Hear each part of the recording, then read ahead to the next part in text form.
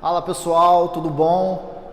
Vocês aí de casa, eu aqui da escola, tá? Vamos trabalhar com algumas questões para vocês continuarem estudando, sabendo que o Enem agora está próximo, né? Definitivamente já chegou a hora de vocês estarem, dar aquele último gás, tá? Aqui é o professor Ismael, nós vamos trabalhar com questões de geografia e nesse último gás aí eu gosto sempre de frisar isso, eu gosto sempre de trabalhar dessa maneira. O que eu vou trabalhar aqui com vocês é interpretação de textos geográficos, tá? Ou seja, você tem que ver que o Enem ele faz de tudo para você acertar as questões. Ele minimiza o máximo possível a possibilidade de erro, desde que você faça uma boa leitura, uma boa interpretação, tá? E, claro, aplique o seu conhecimento. Você vai perceber isso nas questões, eu quero mostrar isso para vocês, tá? Nós vamos aliar o conhecimento de vocês com aquilo que está ali disponível para vocês no texto, nas questões, na questão e na alternativa. De início, nós temos que perceber a montagem do Enem, a montagem da questão do Enem, tá? Primeiro, o Enem tem um texto base.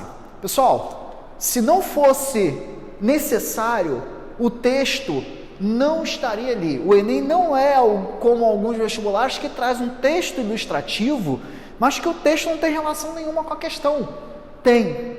E ele é para ser utilizado, ele é para ser interpretado para responder a questão, tá? Então, muitas vezes você vai ver na pergunta, como essa primeira pergunta aí, a questão número 1, onde ele fala diretamente que o texto é a chave para a resposta. Então, o texto base contém as informações necessárias. E aí você tem o comando da questão, o que a gente comumente chama de pergunta. O que é para o Enem? Não é pergunta, para o Enem é um comando. O que é um comando? Ele fala para você o que você tem que fazer. Você tem várias maneiras de fazer, mas a maneira mais correta é aquela que ele planejou. É aquela que ele planejou. Ou seja, para eu sair daqui e chegar até a porta, eu posso fazer isso de várias maneiras diferentes. Mas, como lá no comando ele falou assim, tá, chegue até a porta da maneira mais rápida. Então, eu tenho 4 maneiras de chegar até a porta, mas eu tenho uma de maneira mais rápida. Todas me levam à porta? Sim. Mas só uma de maneira mais rápida. Isso é o Enem. Ele tem 5 alternativas, no qual ele fala que 4 são distratores. O que é um distrator? Você consegue chegar a alguma coisa relacionada ao texto, à questão, à temática, mas ela não tem a ver com o que ele te deu de comando. O que ele te deu de comando? Ou seja, apenas uma é descritora do comando que ele te deu. Então, obedeça o comando. 4, a gente costuma falar que nós temos para o Enem 4 alternativas que estão certas, porém eu tenho uma que é a mais certa de todas. Tá? Para você perceber, observem na questão aí, que é essa questão número 1, que o Enem ele elabora as alternativas de uma maneira tão estudiosa, tão metódica, para não te induzir ao erro, que ele, por exemplo, mantém uma lógica. Não importa se vai ser A, B, C, D ou E, por isso que às vezes no Enem você tem 4 alternativas B seguidas. Não importa para o Enem se vai ser 4 B seguidas, porque na teoria da resposta ao item, vale que das 4 Bs, 2 são difíceis, uma média e uma fácil. E se você acertou a difícil e errou a fácil, ele tira ponto seu mais do que um cara que acertou a fácil, a média e errou as 2 difíceis talvez. Então, muito cuidado com isso. O que importa para o Enem é que você tenha uma coerência no acerto das questões. Não adianta acertar a difícil e errar fácil. O Enem identifica isso, porque essas questões têm níveis. Tá? Então, gente, muita atenção. Então, para você ver a lógica, a questão número 1, ela começa da alternativa com o menor tamanho de frase e a última alternativa é o maior tamanho de frase. Porque a gente fala assim, cara, eu estou na dúvida, então vou na maior.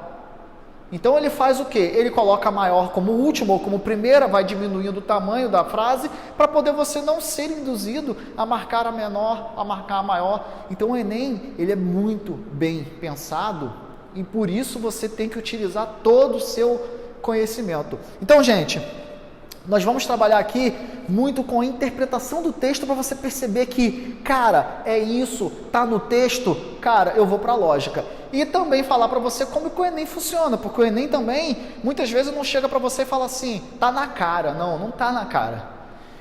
Você chega a uma resposta, mas na hora da resposta você tem que perceber que está relacionado ao que você chegou. Vamos trabalhar então, gente.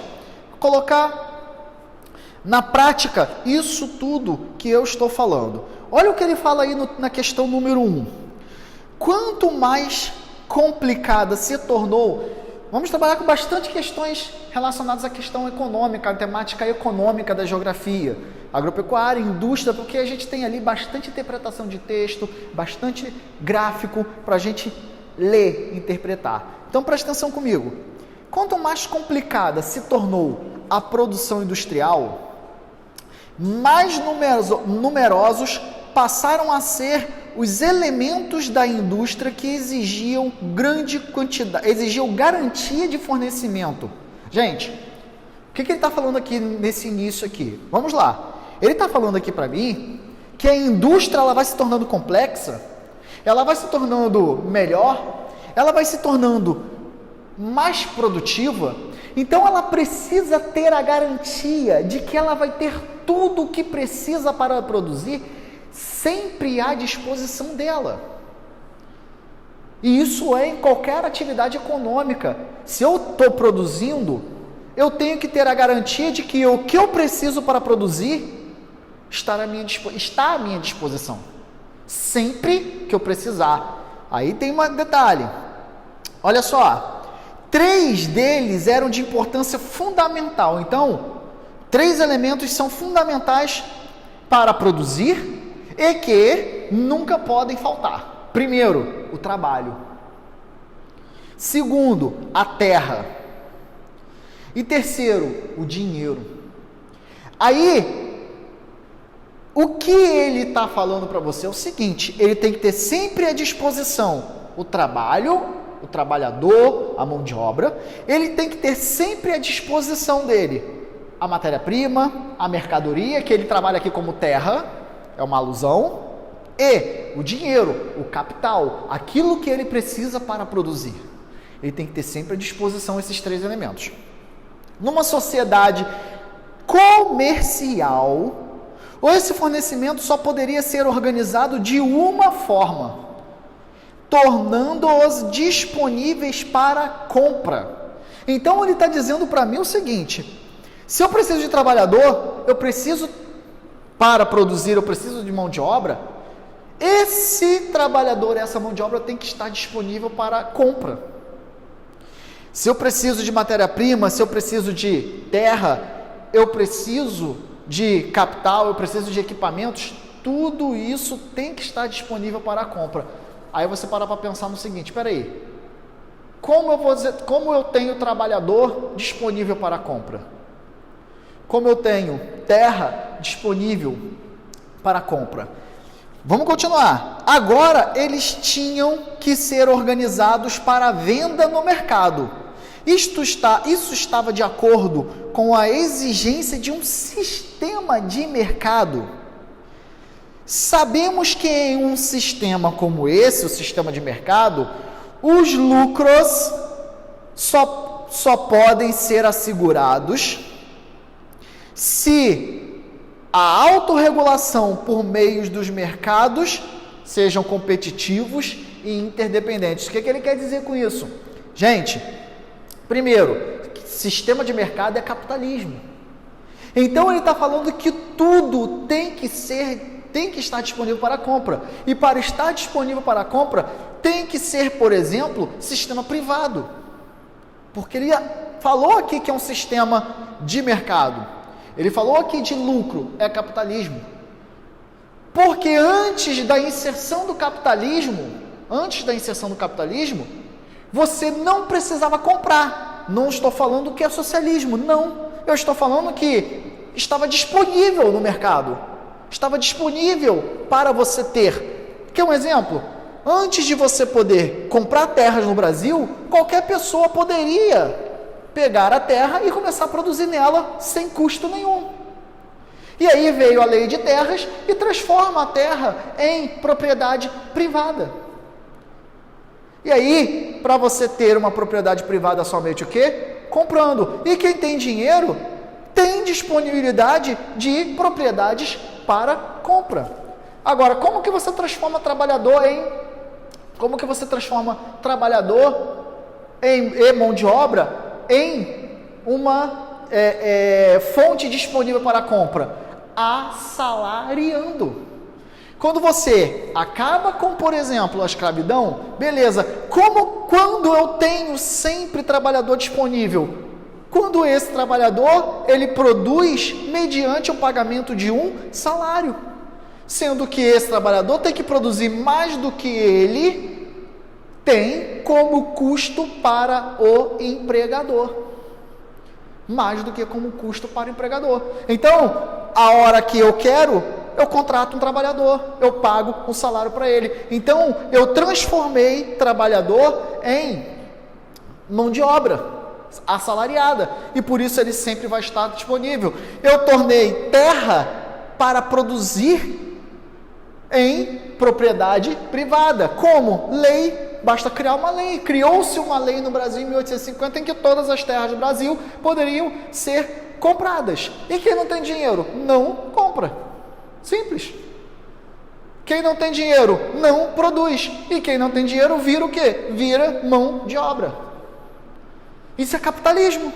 É isso que ele está falando no texto. Ele traduziu o funcionamento do sistema capitalista desde o seu início até o que nós temos hoje. Está vendo como que a interpretação do texto traz informações que nós temos que pensar? Marque essas palavras importantes, marquem as frases importantes. E aí, olha só, gente, comando da questão. Tem gente que começa pelo comando da questão, eu acho legal isso, começar a leitura da questão pela pergunta, pelo comando da questão. Para quê? Para poder você já saber, para poder você já ir para o texto sabendo o que você tem que buscar de informação. Olha o que ele pede. A consequência do processo de transformação econômica abordado no texto. Primeiro ponto aí, então, é que ele fala do texto. Então, está no texto a informação para você responder. E um outro detalhe, ele está falando assim, a consequência da transformação socioeconômica do texto. Então, o texto ele falou de uma transformação socioeconômica da sociedade, que foi as transformações capitalistas. Tornar mão de obra disponível para a compra, tornar uma terra, tornar equipamentos disponíveis para a compra. Então, é uma transformação dentro da sociedade da inserção do capitalismo. Por exemplo, o campo brasileiro, porque nós somos, na nossa origem, agroexportador, as terras se tornaram capitalistas com a transformação em propriedades privadas, o que antes não era propriedade privada. Mas também você no Brasil também só tinha duas classes sociais, né? Os proprietários de terras e os escravos. Então o escravo não iria se tornar proprietário de terra. Quando o escravo estava próximo à libertação, você começa a ter também as transformações da economia brasileira, da sociedade brasileira, a inserção do capitalismo de uma maneira mais avançada. Então, gente, olha só. Qual é a consequência das transformações que ele está falando aí no texto? E aí você tem 4 distratores e 1 descritor. Letra A, expansão das terras comunais. Isso aconteceu na China. Então, isso não tem relação com o texto. Terras comunais é uma distribuição de terras para produzir na sociedade. Terras comunais, comuns à produção. Várias famílias produzindo nessa propriedade. B, limitação do mercado como meio de especulação. O que nós vemos na sociedade é que a especulação ela se mantém e em várias sociedades a especulação se tornou uma arma do capitalismo para valorização. Para valorização. Tem mercados que limitam, tem mercados que limitam, tem países que limitam a especulação. Existem leis para limitar a especulação, como no próprio Brasil, a famosa especulação imobiliária, a especulação de terras. Existem leis que limitam. C, olha aí, consolidação da força de trabalho como mercadoria. Olha o que ele está falando lá no comando. Qual a consequência? Então, teve as mudanças, o que teve como consequência a partir dessas mudanças? O que nós estamos vendo, então, é que houve uma consolidação da força de trabalho, dos trabalhadores, da mão de obra, como mercadoria. Mão de obra passou a ser mercadoria, lei da oferta e da procura. Por isso que mão de obra, para o capitalismo, sempre é importante ter excedente, ou seja, ter mais trabalhadores do que vagas. Porque na lei da oferta e da procura, o que acontece com isso? Joga o salário lá embaixo, o empregador paga menos, o lucro é maior.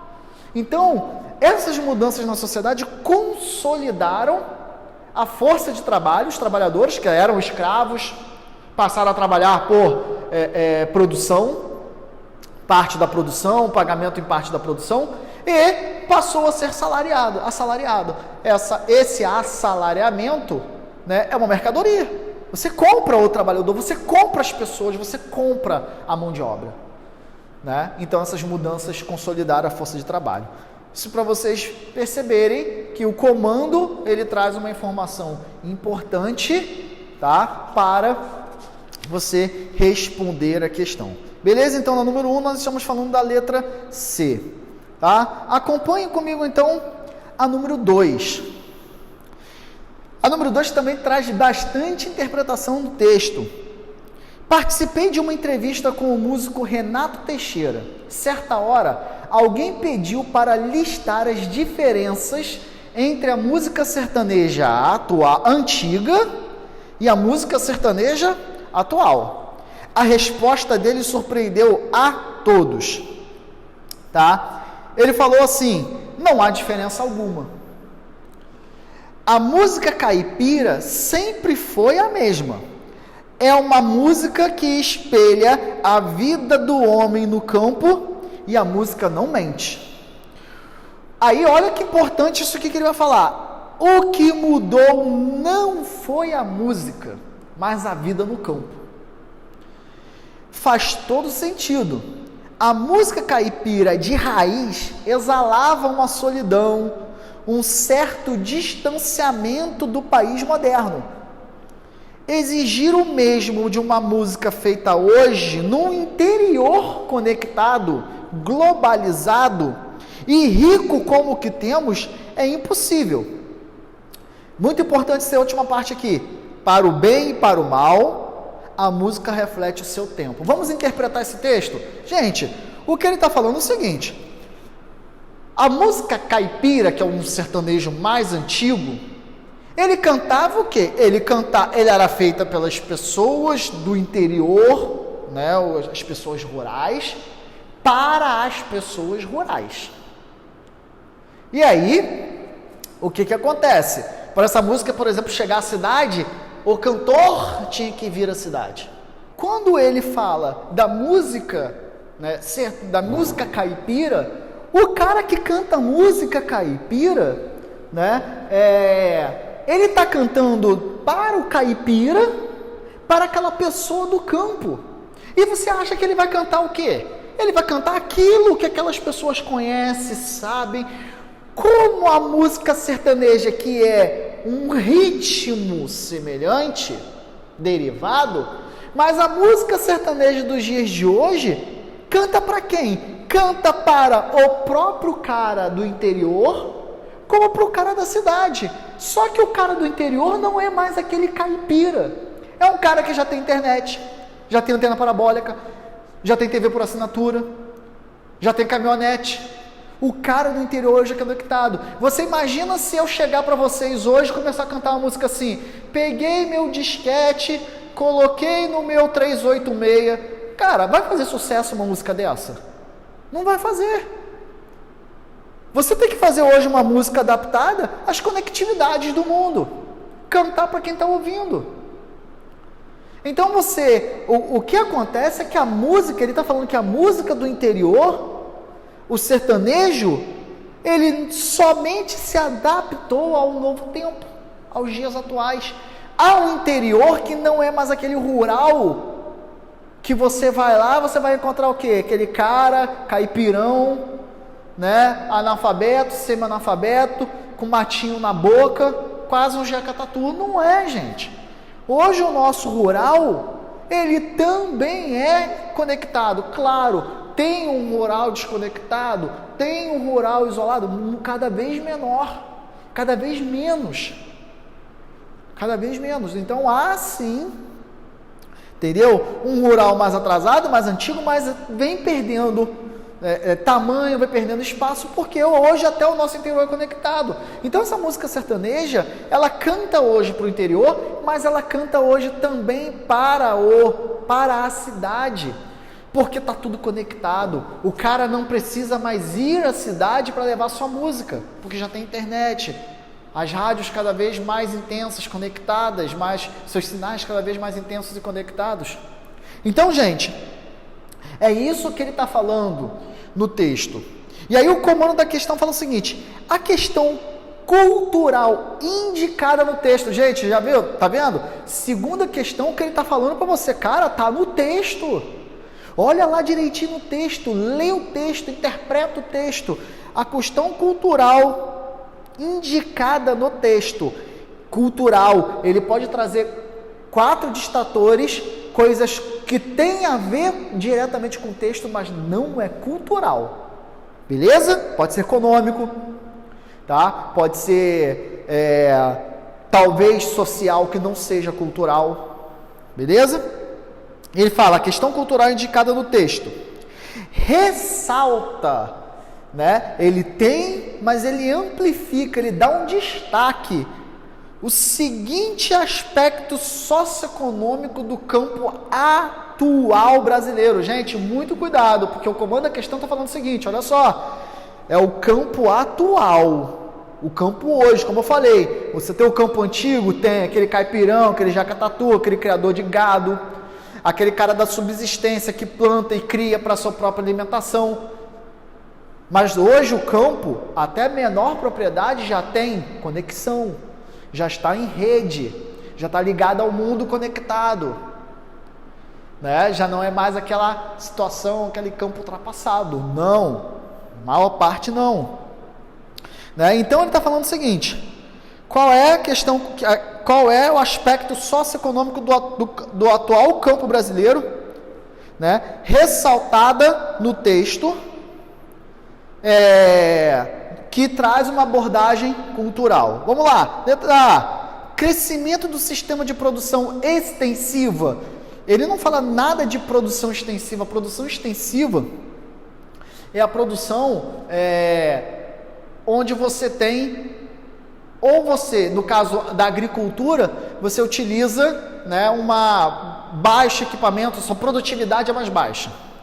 Por que a sua produtividade é menor? Sua produtividade é menor porque você tem menos equipamentos tecnológicos, você tem uma propriedade menor, tá? Então ele não está falando isso no texto.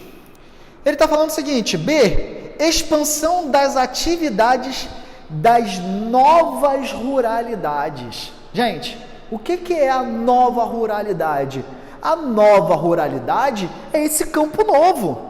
Você tem a ruralidade que tradicional, aquele campo tradicional, enxada, criação de gado. Qual é o campo hoje? É o campo que a atividade econômica é a mesma, criação de gado, produzir alimentos, sim.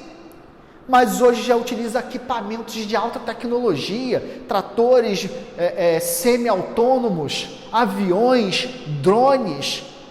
Essa é a nova ruralidade, esse é o novo campo brasileiro, e que cada vez mais pessoas moram nas cidades, mas só trabalham no campo. Não é mais aquele cara que mora no campo, trabalha no campo, não. Muitos moram na cidade e vão diariamente para a área rural produzir, para aquela área onde ele trabalha. Essa é a nova ruralidade, é o que a gente está trabalhando com as novas territorialidades. O território ele pode mudar, ele pode sofrer mudanças, se adaptando e se adequando às novas condições atuais. Que novas condições atuais é essas? As novas tecnologias, o mundo do século XXI, tudo muda, tudo se adapta. Então surge ali uma nova área, um novo território, aquilo que era de uma maneira, mas que mudou.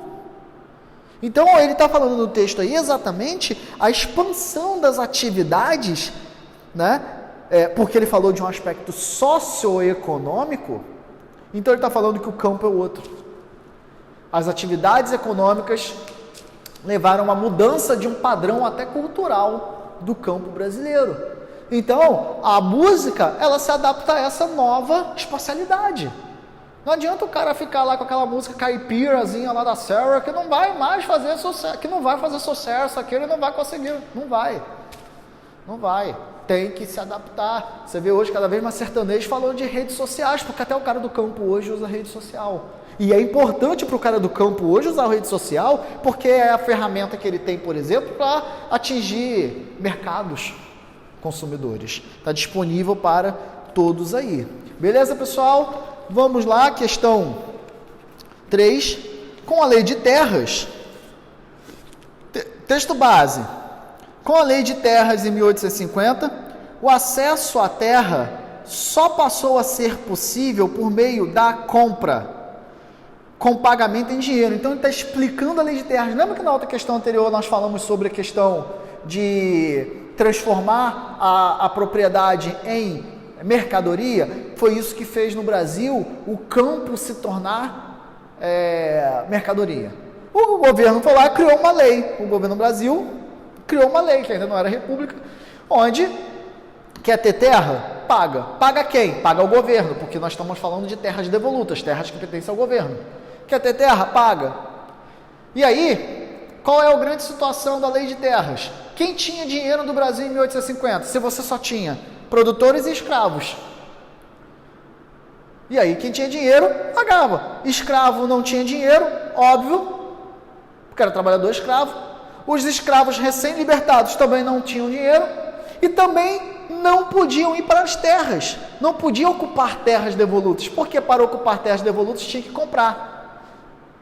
Ou seja, gente, a lei de terras de 1850, a escravidão já estava caminhando para o fim.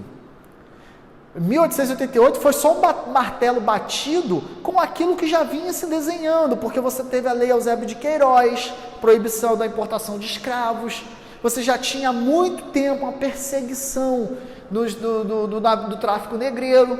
Então o escravo no Brasil já estava se tornando caro e já era iminente para a sociedade o fim da escravidão. Mas por que não foi antes então? Porque a elite brasileira tinha medo de fazer uma abolição da escravidão de maneira rápida, para não causar problemas, porque uma abolição da escravidão de maneira rápida causou problemas nos Estados Unidos. Levou a uma guerra civil. Então a elite brasileira tinha medo de uma abolição da escravidão de maneira rápida. Então ela foi gradativa. Ela foi sendo planejada. A lei de terras mostra isso. Proíbe o acesso a terras se não fosse mediante a compra. Então, naquele momento ali, imigrantes que estavam chegando no Brasil também não tinham dinheiro, né? Você não tinha os escravos não tinham recursos, então quem tinha dinheiro mantinha sua terra ou aumentava a propriedade.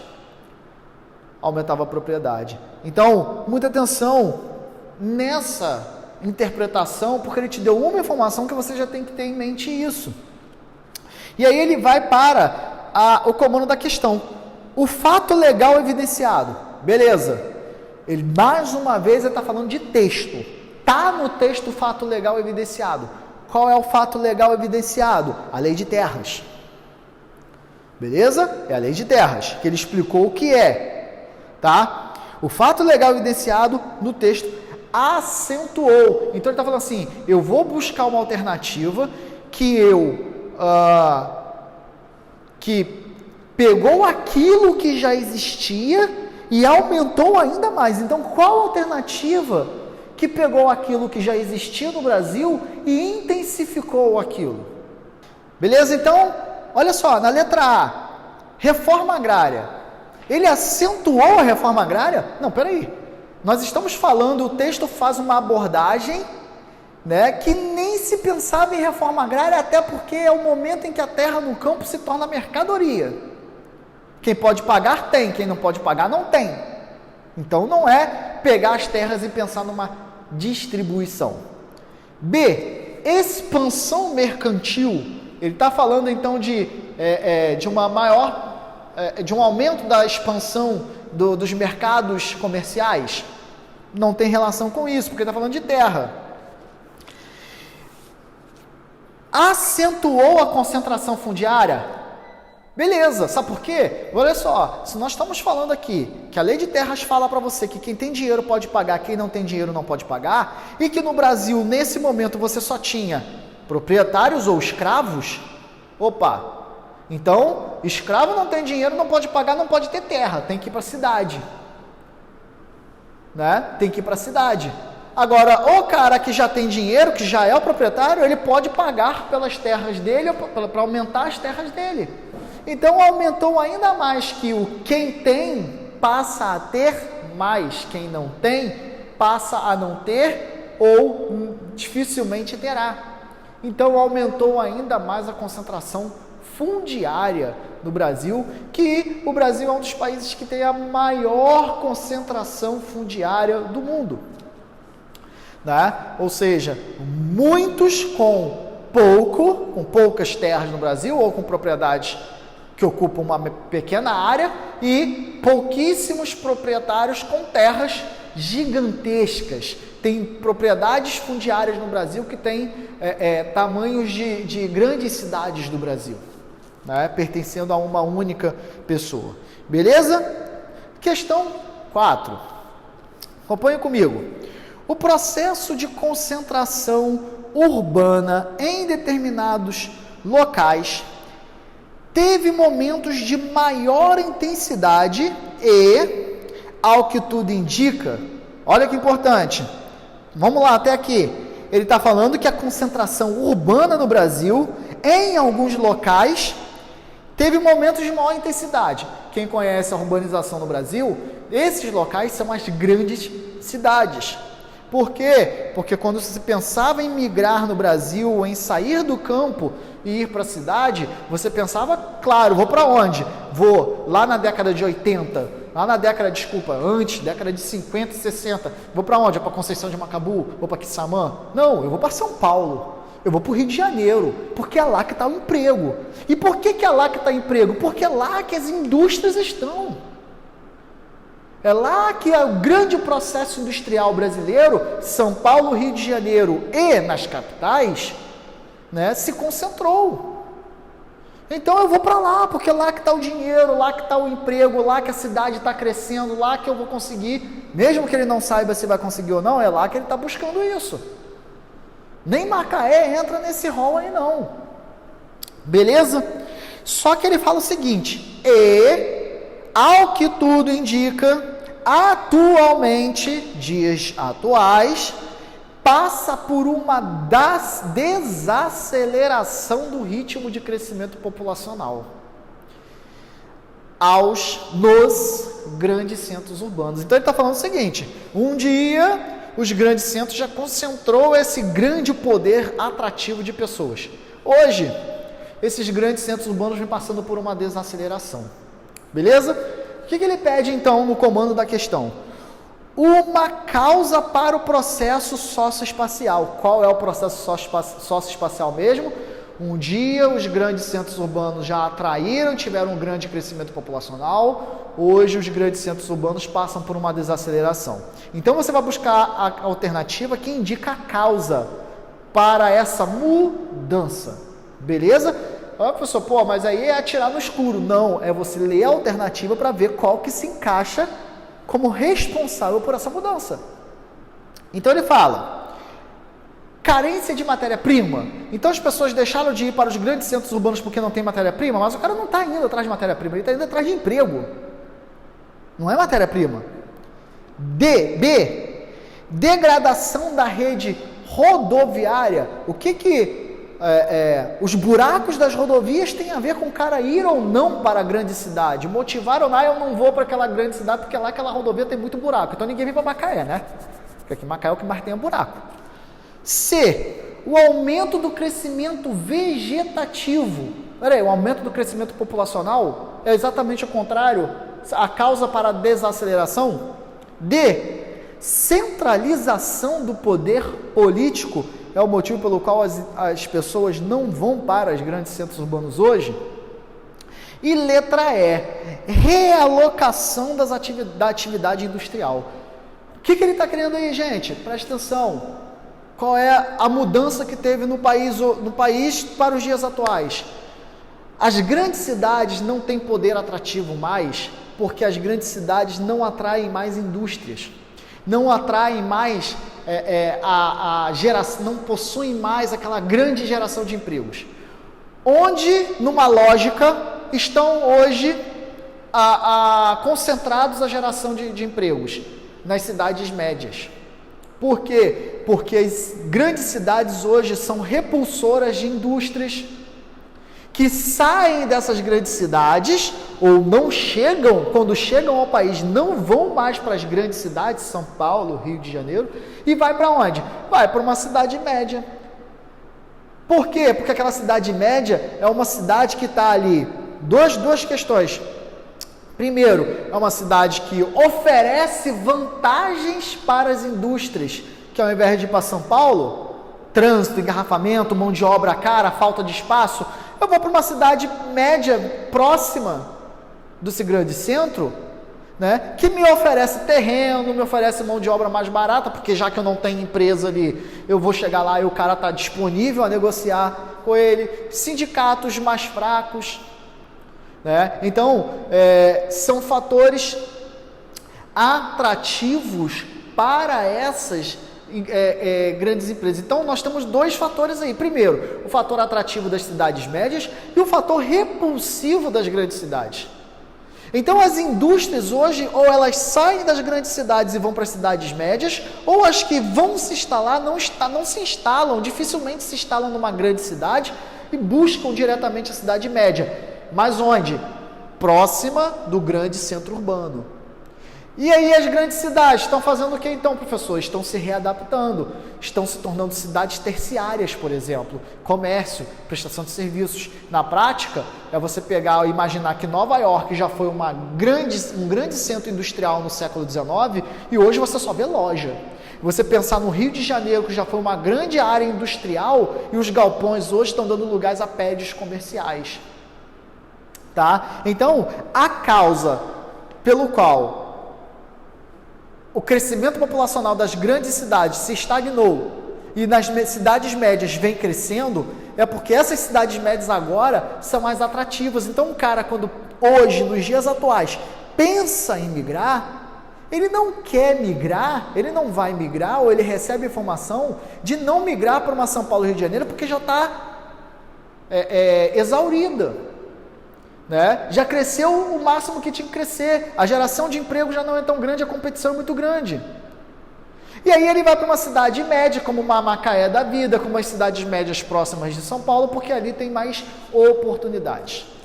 Então, o crescimento populacional, devido a essa mão de obra que chega, acaba chegando às cidades médias, porque várias indústrias se deslocaram nesses últimos anos para esses grandes, fugindo desses grandes centros industriais e indo para as cidades médias. Beleza? Questão 5. Um carro esportivo, né, é financiado pelo Japão, projetado na Itália, montado em Indiana, México, França, usando os mais avançados componentes eletrônicos que foram inventados em Nova Jersey e fabricados na Coreia.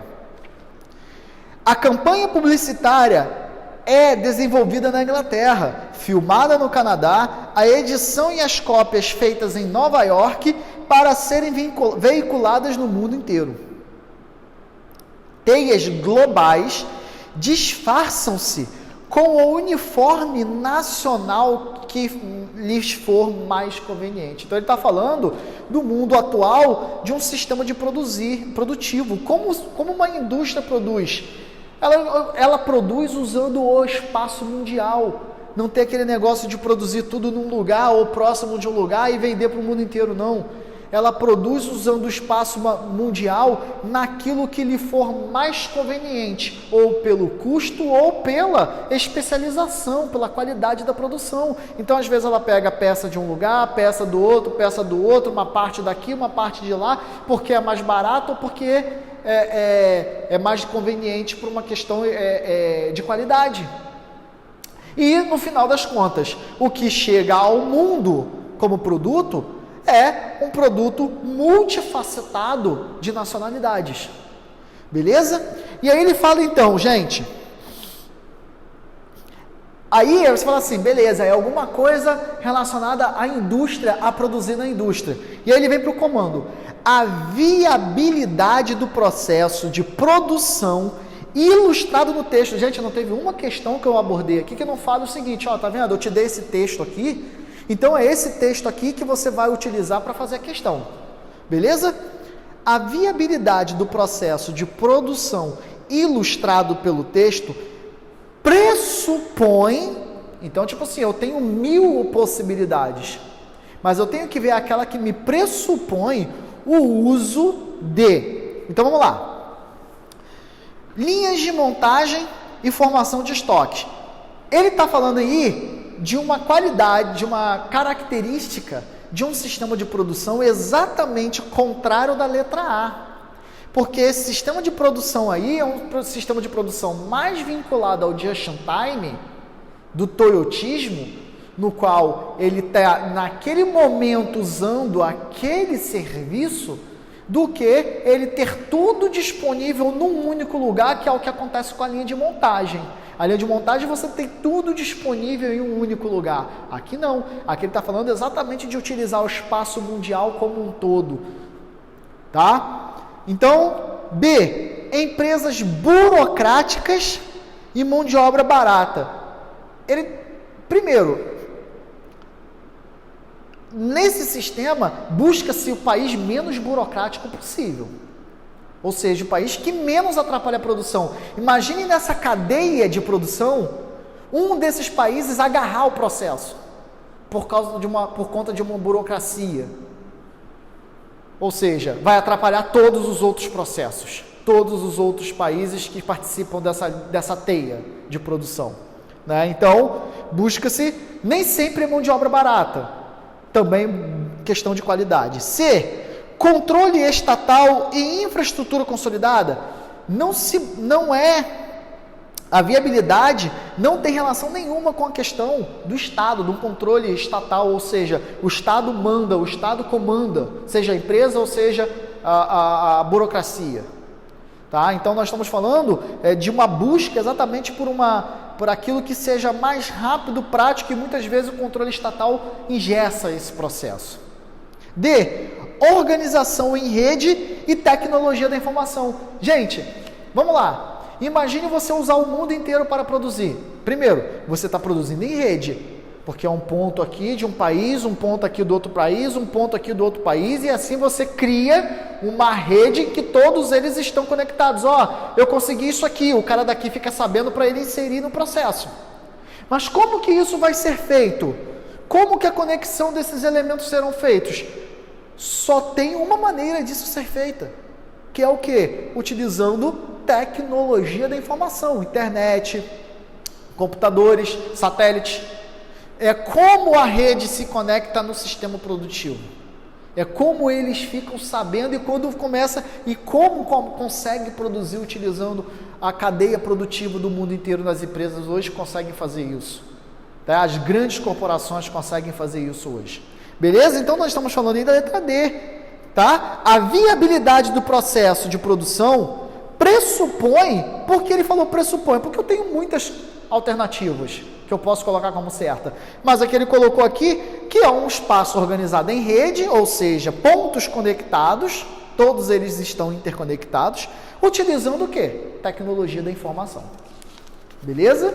Eu trouxe aqui para vocês dicas de como você pode parar para trabalhar o Enem. Você precisa ler o texto, Você precisa interpretar o texto. O texto traz a informação para aquilo que você necessita, tá? Quer começar pela pergunta para saber o que o texto base vai trazer de informação? Beleza, ótimo, muitos professores recomendam isso. Quer fazer a sequência? Texto, muita atenção, marcando aquilo que o texto traz de informação importante, abrindo a sua mente para aquilo que o texto traz, tá? Parte de humanas e principalmente de geografia trabalha muito com essa questão de interpretação de texto, por isso que eu falei, interpretação de texto geográfico, tá? Então, é uma dica que eu deixo para vocês. Eu não trouxe aqui exatamente aqui uma temática para vocês aprofundarem o conhecimento da teoria, né? Vocês estudaram o ano inteiro, então vocês estão naquele último start, vão buscar ainda mais esse conhecimento, mas eu trouxe aqui dica de Enem para você se dar bem, principalmente na questão das ciências humanas. Beleza, pessoal? Então, são algumas questões. Eu vou deixar para vocês toda a lista de exercícios para você perceber que a lista de exercícios traz exatamente essa ideia de usar bastante o texto, entender a pergunta, tá? Para vocês fazerem. E aí, vocês podem até procurar também, né? A plataforma ela vai estar liberada para poder vocês buscarem, tanto eu quanto o professor Dudu, quanto o professor Henrique, para poder auxiliar vocês nessas possíveis dúvidas. Beleza, pessoal? Bom ter trabalhado com vocês. Estudem bastante nesse último gás aí. Sucesso, boa prova do Enem para vocês. Vai dar tudo certo. Valeu, abraço, pessoal.